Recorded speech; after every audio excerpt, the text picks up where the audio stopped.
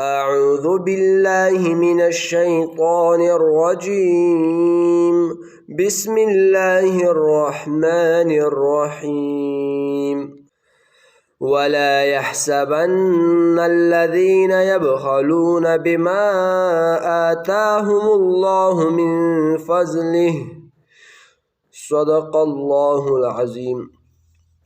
نن به د سوره آل عمران درس نمبر 222 شروع کو و نن درس کې به آیات نمبر 180 او آیات نمبر 181 ترجمه او تفسیر وکړو. ولا يحسبن الذين او ګمان دې نه کوي بالکل هغه کسان یبخلون چې بخیلی کوي بخل کوي بما آتاهم الله دوی په هغه شي کې چې ورکړی دی دوی ته الله من فضله لخپل فضل څخه هو خیر لهم چې دا بخل غوره دی خیر دی دوی دپاره بل هو شر لهم نه بلکې دا بخل چې دی دا شر دی غوره نه دی دوی دپاره سیطوقون ډېر زر دی چې په غاړه کې به ورته امیل کړی شي ما بخلو هغه څه چې دوی بخیلی کړی دی به په هغې سره یوم القیامه په ورځ د قیامت باندې ولله میراث السماوات او خاص الله لره دی میراث د اسمانونو والارض او میراث د ځمکې والله او الله چې دی بما تعملون په هغو کارونو باندې چې کوئ تاسې یې کوئ خبیرون ښه خبردار دی. لقد سمع الله خامخا په تحقیق سره اورېدلی دی الله پاک هغه خبره قول الذین هغه قول هغه کسانو قالو چې وی به هغوی ان الله یقینا الله چې د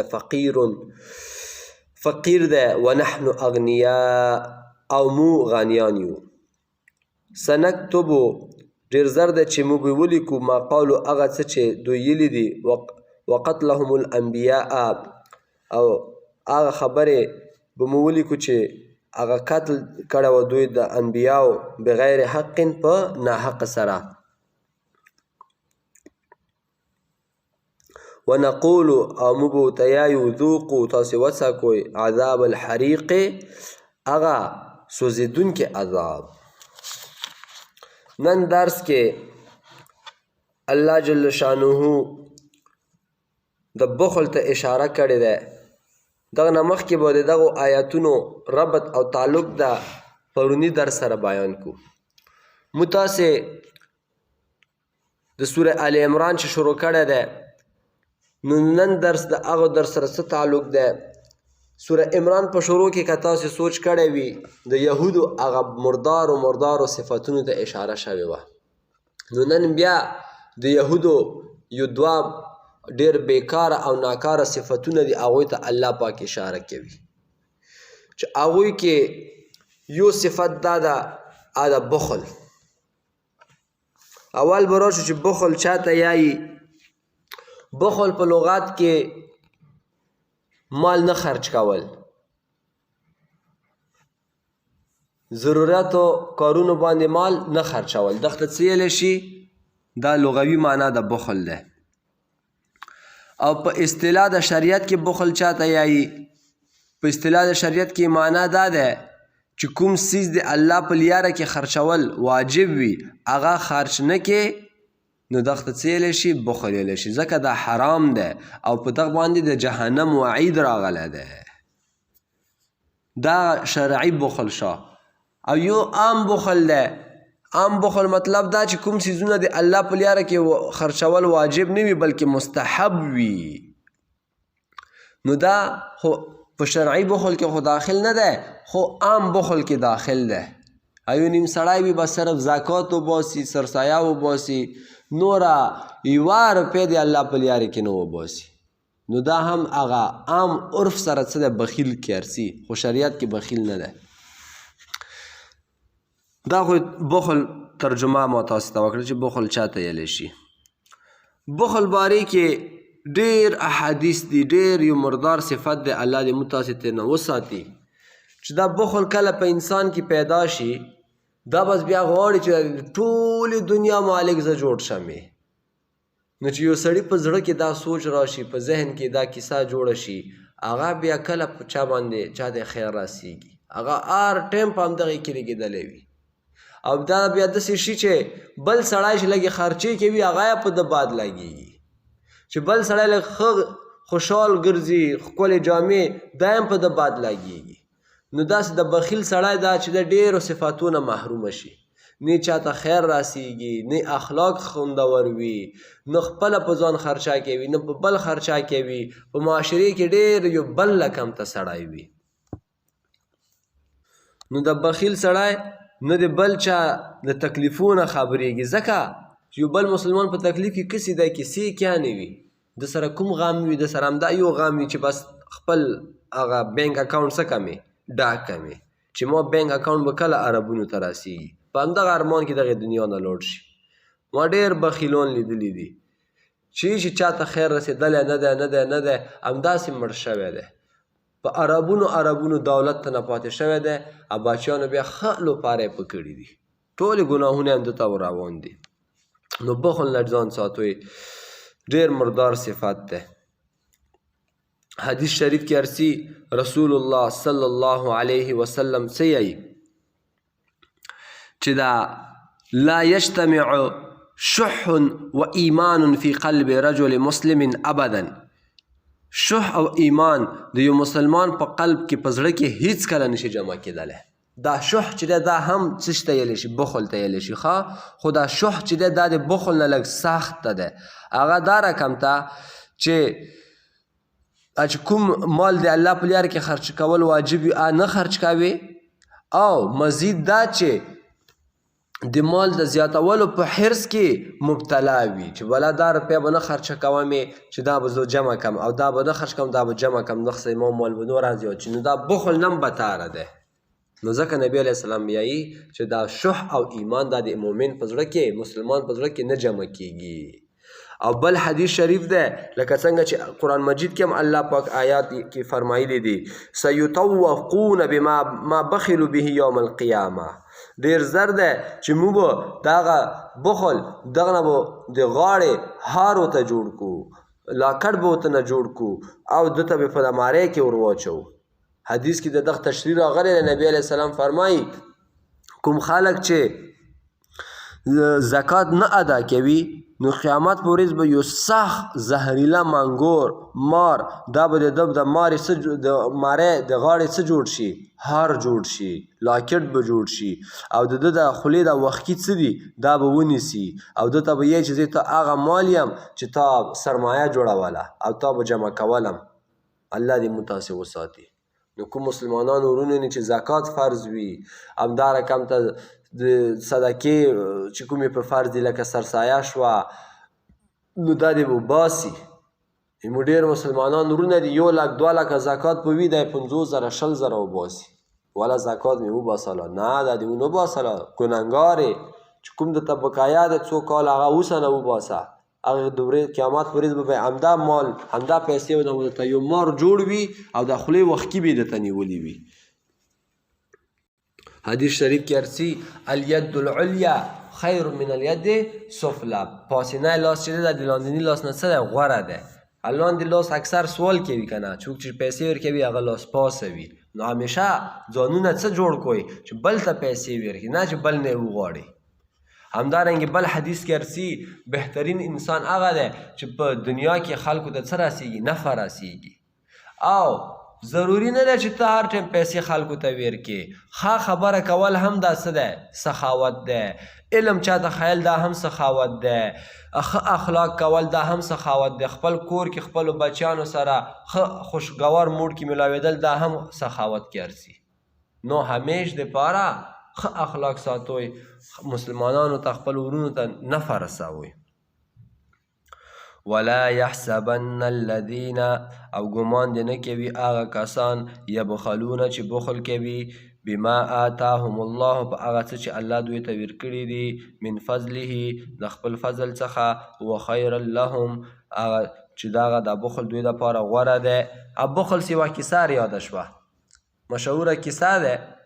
یو سړی و ډېر بخیل و او ډېر زاړه بوټان ورسره وو، تقریبا یو 6 کاله استعمال کړي وو. او د ظالم بچي دا بوټان څه وو نه لرې کول چې ځان ته څه کړي، نوره نوي بوټان واخلي.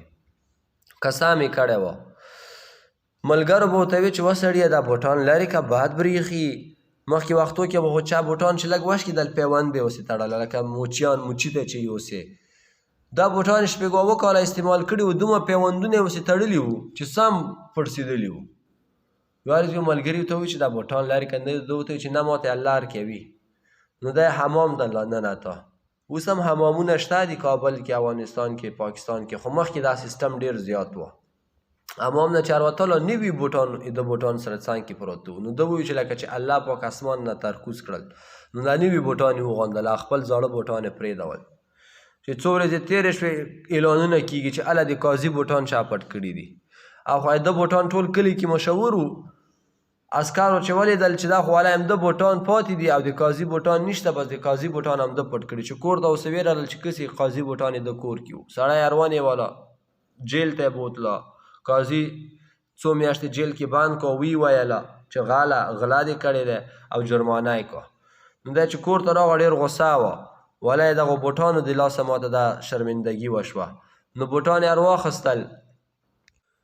نو جیل نه چې راووتو ډېر غصه وه، نو دا بوټان یې ورواخیستل چېرته سیند ته یې وغورځول.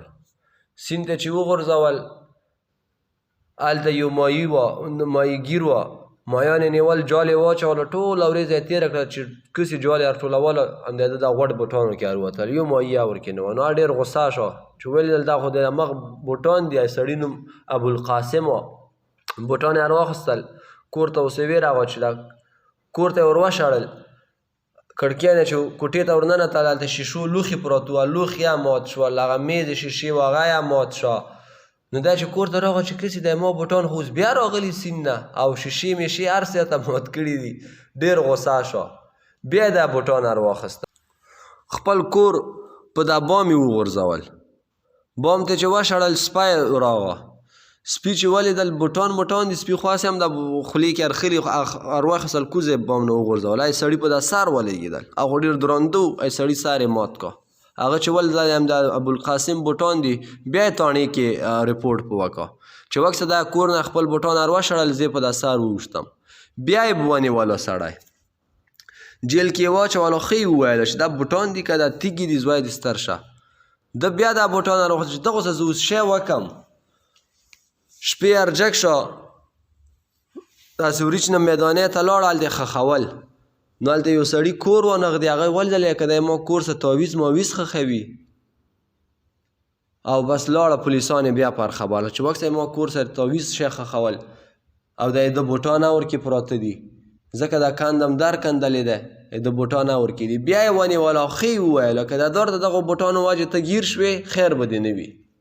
نو ده غریب بیا دا بوټان راواخیستل او قاضي ته ویراغه او خط یې ولیکله چې دا بوټان دغه نه بعد ما نه دي. دا بوټان زه څه کوم؟ حق کوم یې. حق کول مطلب دا چې کله پلار وایي چې ازوینه ډېر تنګ شي دا یې موضوع نه ده. نو دا د بخل انجام دا وي. بخیل سړی اکثر هم داسې کېږي، ښه مال جمع کي دا مال داسې یو دراز وخوري چې په پویه نه شي. او کوم سړی چې د الله په لیاره کې خرچ کوي هغه کال په کال مال زیاتېږي، برکتونه وي. پوه شوئ؟ بیماری کور ته نه رسي، مشکلات و مصیبات و آفات و اکسیډنټو نه الله ساتي. نو سخا ځان کې پیدا کوئ. دا څومره لویه ګناه ده. سیطوقون ما بخلو، ډېر زر ده چې موږ به ترې نه څه جوړ کړو، په غاړه کې ورته عامل کړو دغه هغه څه چې دوی ډېر زر ده چې په غاړه کې به ورته عامل کړی شي هغه څه چې دوی بخل پرې کړی ده. به یوم القیامت، په هغه سره په ورځ د قیامت باندې. نو ما تاسو ته حدیث شریف وویل چې دغه تشریح شی دی، دغه تشریح دا دی چې د مال نه به ورته قیامت ورځ ډېر سختو زارو والا مار جوړ شوی وي او د ده غاړې نه به تاو وي او د خولې وښکي به یې ورته نیولي وي او ورته یایي به چې زه ته هغه مال یم چې تا به سرمایه جوړولم. والله ولله، او خاص الله لره د میراث السماوات، میراث د اسمانونو والارض او د ځمکې. والله او الله چې د بما تعملونه په هغه څه چې تاسې کوئ خبیرون ښه خبردار دی. لقد سمع الله په تحقیق سره واورېده الله قول الذین قول هغه خلکو قالو چې هغوی به وي ان الله یقینا الله چې د فقیرون فقیر دی ونحن اغنیاء او موږ چې یو څه یو مالداره یو. دغه د یهودو یو بل مردار صفت ته اشاره شوې ده چې دوی مردار خور به څه وي چې الله فقیر دی او مو مالداره یو.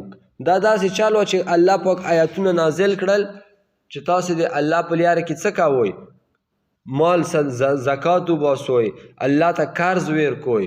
نو دوی چې دا واورېدل چې الله ته قرض ورکوئ نعوذ بالله الله خو غریب دی مونه قرضه غواړي او موږ څه یو مالداره یو. نو الله پاک ورته دا جواب وکړه چې هغې کیسې ته اشاره وکړله ظالمانو. دلته چې د آیات کې دا لفظ راغلی چې الله ته قرض ورکړو دغه دا مطلب نه دی چې الله نعوذ بالله مو صدقو ته مو قرضو ته او مو زکاتو ته محتاجه ده. نه دا مطلب لکه څنګه چې یو سړی بل نه قرضه واخلي بیا په ده باندې لازمه وي چې هغه قرض څه کړي واپس کړي. همدارنګې د الله په لیاره کې مال ورکول نو دا داسې ده لکه الله پاک ته تا قرض ورکړی دی الله به هغې دنیا کې خامخا دغې بدلې تا ته دیر کوي. الله پاک مو پیسو ته محتاجه نه دی. الله پاک ته دا ټوله دنیا چې هم ورکړي د هغه په بادشاهۍ کې نه کمی راځي نه زیاتي. دا خو ټول د الله دی اول نه. نو ډېر بېوقوفه خلک دي دا یهود. سنکتب ژر ده چې موږ به ولیکو ما قالو هغه څه چې دوی یلي دي وقتلهم الانبیاء همدا رقم ته لیکلي به وساتو هغه قتل د انبیاو. الله پاک ورته یایي ښه تاسې خو دا خبرې وکړې دا به تاسې ټول لیکل شوي وي دا به پارچې داسې قیامت پورې څه کېږي راووځي. همدارنګې لکه تاسې چې خپل انبیا قتل کړي وو لکه یحیی علیه السلام زکریا علیه السلام دا به هم درس پسې راوځي. دلته سوال پیدا کیږي یحیی علیه السلام زکریا علیه السلام خو 200 کاله مخکې شهیدان شوي وو. نو د مدینې یهودو ته الله پاک دا خبره ویلې وکړه دا ځکه چې هغوی پرې راضي وو چې په کومې ګناه باندې ته راضي وي اگر چې هغه ګناه تا کړې هم نه وي ته ورسره ګناه کې څه شوې شریک شوې. حدیث شریف کې ارسي چې کوم ځای کې کوم ګناه کیږي او هلته یو سړی ورسره راضي نه وي خفه وي او ته یې چې دا کار مه کوئ نو الله پاک دا سړی به دغې ګناه نه څه کوي بچ کوي به یعنې دغې ګناه کې به مبتلا کیږي نه. او کوم ځای کې چې یوه ګناه وشي یو سړی هلته موجود هم نه وي خو څه وي په خوشحال وي نو دا سړی هم په دغې ګناه کې ورسره څه شه شریک شه. نو په ګناه باندې ما راضي کېږو همیش دپاره. کله کله بعضې مسلمانان ګناه کوي ورونه او بل مسلمان ته چې ما کوه دا بل ورته چې نه پرېږده کوي دی که نه نو بس ته څه کوې دا یې پوه شه خپل کار پوه شه. نه واس دې کېږي تبلیغ ورته وکړه واس دې کېږي مانې که لاسه ژبې سه کم از کم زړه کې خو بد ورته وایه که نه. ښه ونقول او موږ به ورته یایو ذوقو تاسې وڅکوئ عذاب الحریق هغه عذاب چې ځونکی. قیامت په ورځ به یهودو ته سام د اور والا عذاب ورکول کېږي. وما علینا الا البلاغ.